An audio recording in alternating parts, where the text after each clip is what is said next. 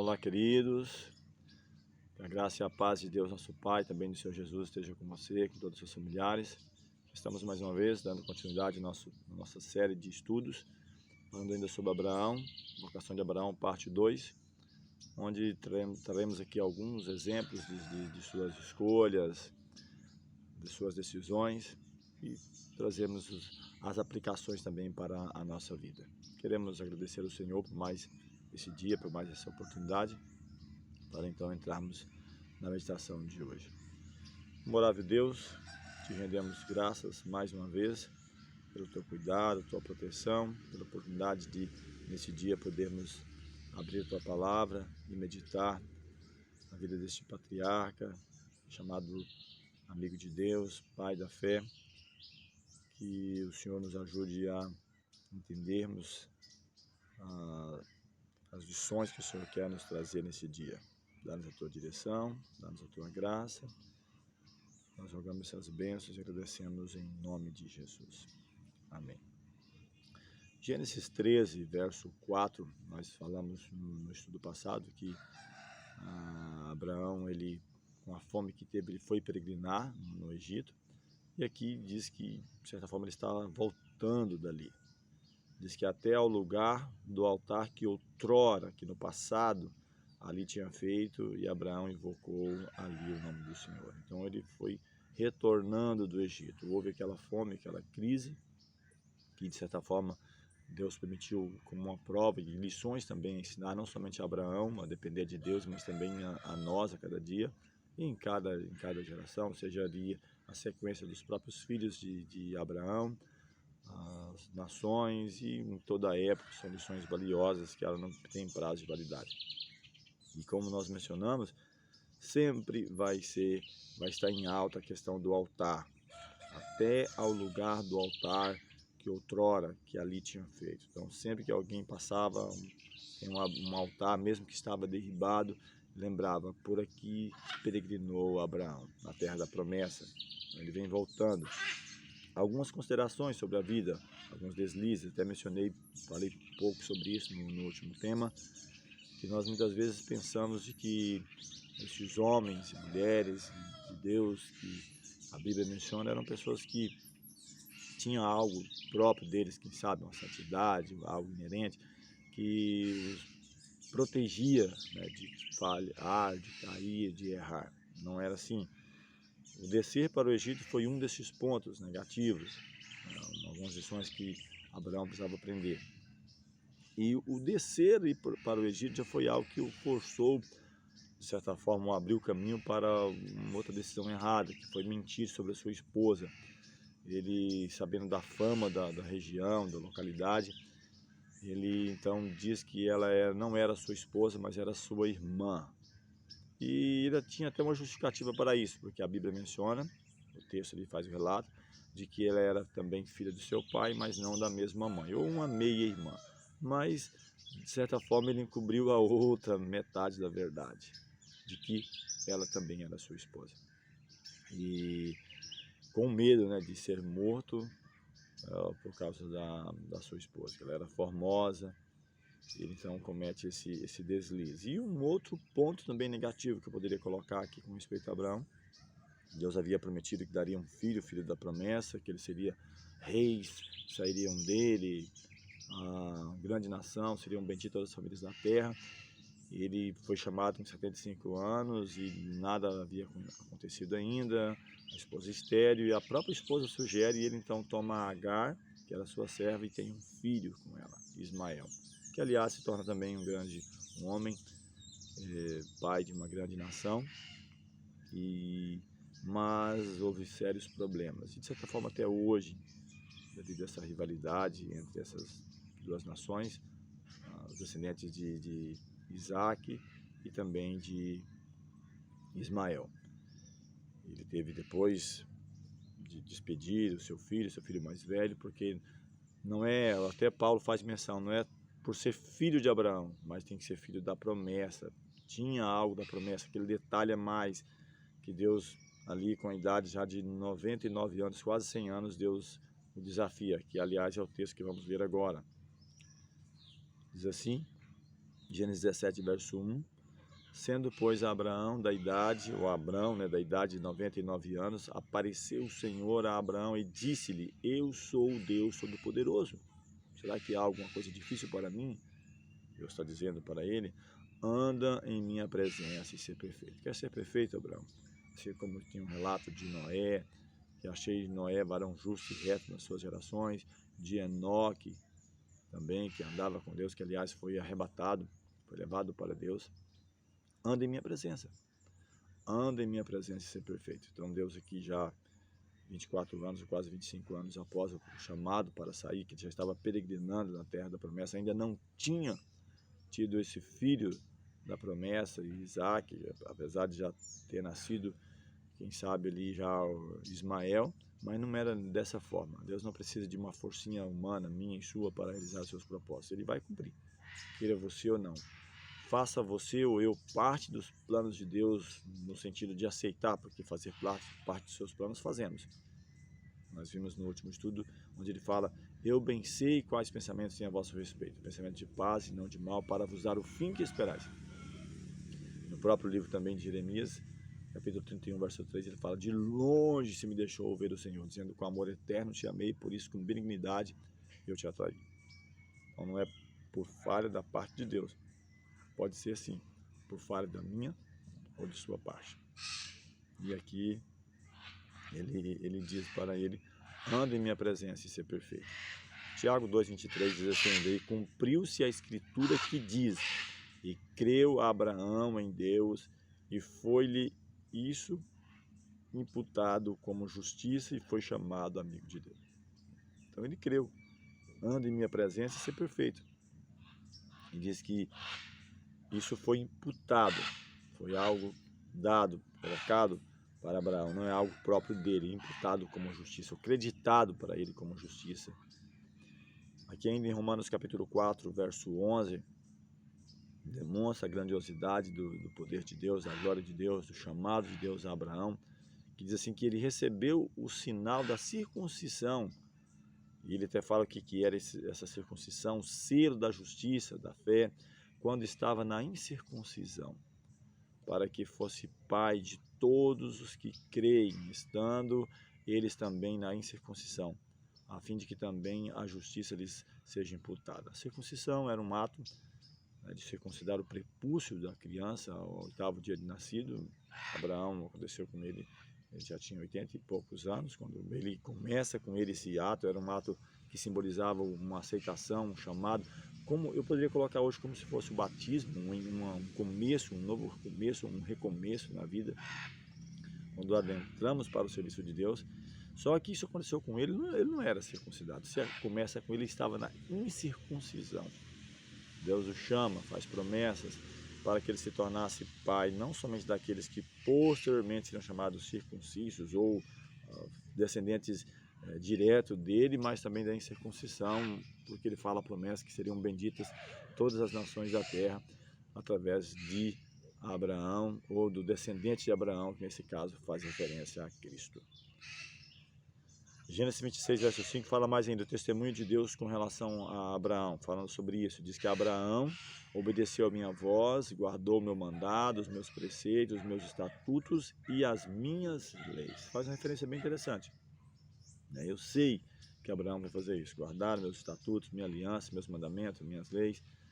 Ainda no capítulo 18, verso 19, diz: e outra vez Deus reafirmando isso: eu o tenho conhecido, que ele há de ordenar a seus filhos e a sua casa depois dele, para que guarde o caminho do Senhor, para obrarem com justiça e juízo, para que o Senhor faça vir sobre Abraão o que acerca dele tem falado. Então Deus, uma segunda vez, ele confirma: eu tenho conhecido. Eu sou Deus Todo-Poderoso, eu tenho conhecido que ele vai procurar ordenar a sua casa, os seus filhos, que vai ensinar a obrar com justiça, com juízo, para que faça vir sobre Abraão todas as bênçãos que eu tenho falado a respeito dele. Agora, como tem sido em cada geração, aliás, há uma profecia que aponta que nos últimos dias haveriam tempos trabalhosos, porque os filhos seriam desobedientes aos pais, ingratos, irreverentes, não como nessa forma que me chamou muita atenção, havia um temor mais marcante nesse tempo aqui, parecia haver uma reverência maior, não que não possa haver hoje, tá? De maneira nenhuma, Deus não está limitado a isso, mas uma profecia aponta que isso degeneraria cada vez mais, degradaria cada vez mais. Uma profecia aponta sobre isso, que os tempos seriam difíceis, seriam trabalhosos, as influências para o mal seriam maiores, porque quando eu olho para Isaac, quando o pai dele, Abraão, vai sacrificá-lo, Deus diz, ó, me sacrifique o teu filho, teu único filho, e ele vai fazer isso, e esse jovem submete. Isso demonstra que ele era herdeiro da mesma fé, ele acreditava no mesmo Deus, porque ele poderia ter muito bem ter escapado, ter fugido, quando ele pergunta, pai, está aqui o cutelo, está aqui a lenha, mas cadê o cordeiro? E Abraão, quem sabe com dor no coração, diz, Deus preparará o cordeiro para si, meu filho, porque Abraão sabia que Deus havia pedido o sacrifício do seu filho, que filho da promessa. E ele acreditou que até mesmo dos mortos Deus o poderia trazer de volta, ressuscitar. A Bíblia fala sobre isso. E também mais, quando Isaac, na idade de 40 anos, submete à sabedoria do pai para que mandasse o seu servo em busca de uma esposa para ele. Olha que interessante. A sabedoria do pai. E o prêmio dele é Rebeca, diz o texto que ela era uma moça formosa, virgem, de qual varão algum havia conhecido, e trouxe para a tenda de sua mãe já havia morrido, e se consolou depois disso. Então, o resultado da obediência, isso é muito importante. E trazendo algumas aplicações também em relação aos pais e os filhos, aconselho para os dois lados. Não deveria haver opressão por parte dos pais, de oprimir. É preciso ensinar que as coisas não é feito à força, na marra, é preciso haver uma decisão espontânea. O próprio Deus diz, não por força nem por violência, mas pelo meu Espírito do Senhor. Deus, ele não força o homem, não força os anjos, tanto é que houve rebelião. Lúcifer desafiou, Lúcifer aceitou por si mesmo desafiar Deus. Não foi algo que ele foi projetado para isso. Ele escolheu, ele foi criado perfeito, mas escolheu desobedecer. Em Isaías, quando Deus traz as profecias, fala, eu criei filhos e exalcei-os, mas eles se rebelaram contra mim. Então, muitas vezes isso fere o coração do pai, mas não deveria haver uma opressão por parte dos pais, de oprimir, e nem também desobediência por parte dos filhos.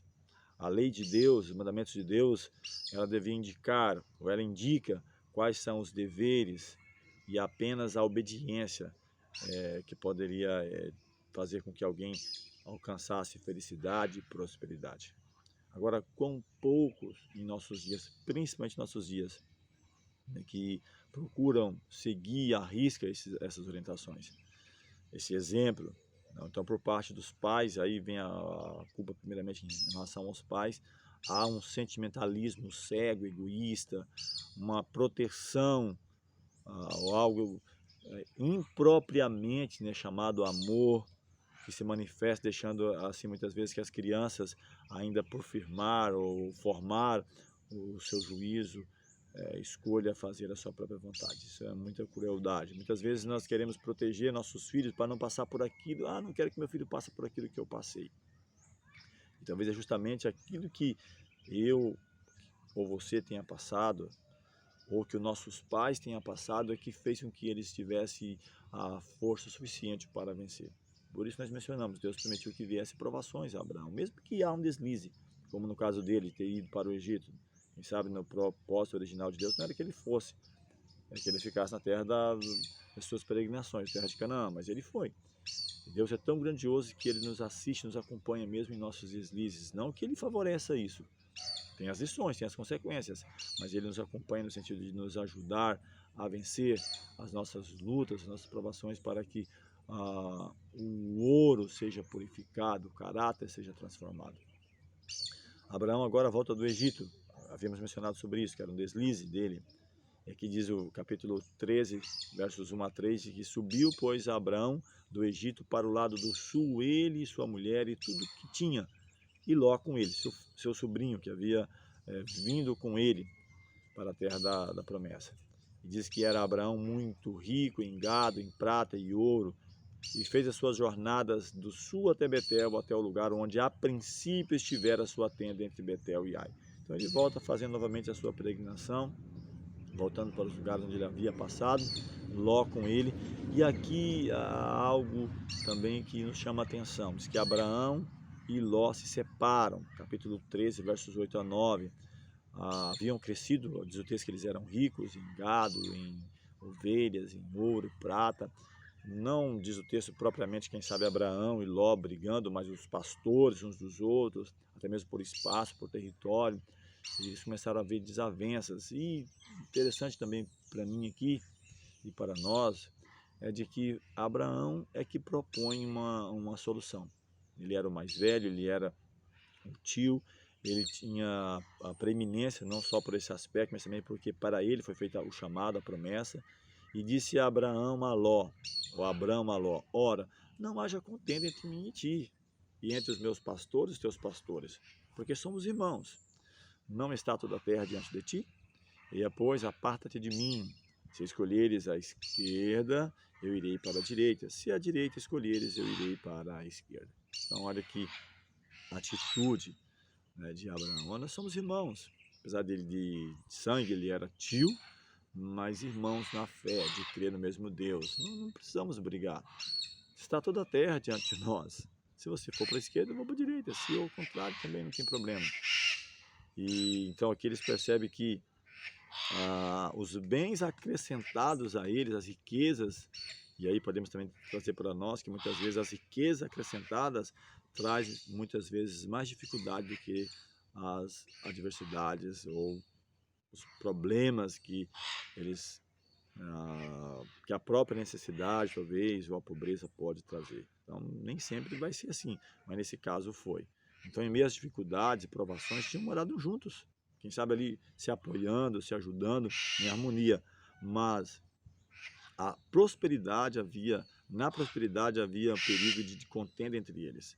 Então Abraão ele era superior em idade, em parentesco, em riqueza e posição. No entanto, aqui ele foi o primeiro a propor planos, né, para conservar a paz, para que eles pudessem conviver em harmonia. Abraão, de certa forma, ele declina o direito de fazer a escolha e dá para ele fazer a escolha para Ló. Agora, quantos, talvez, de nós, em circunstâncias idênticas, não apegaria com todo o risco seus direitos e preferências individuais? Pensaria em mim, o egoísmo. Não, eu vou fazer minha escolha. Você fica lá com o que sobrar para você.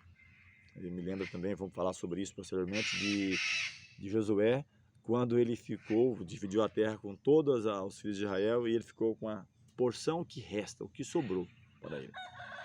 E quantos lares não tem muitas vezes dessa mesma maneira se esfacelado, quantas igrejas não têm se desagregado, tornando, quem sabe, causa de objeto de zombaria entre aqueles que não entendem a Deus, ou que não compreendem, ou que não buscam a Deus. Diz que não haja contenda entre mim e ti, muitas vezes pela preferência pessoal, por pensar em mim, não pensar no coletivo, não pensar no geral.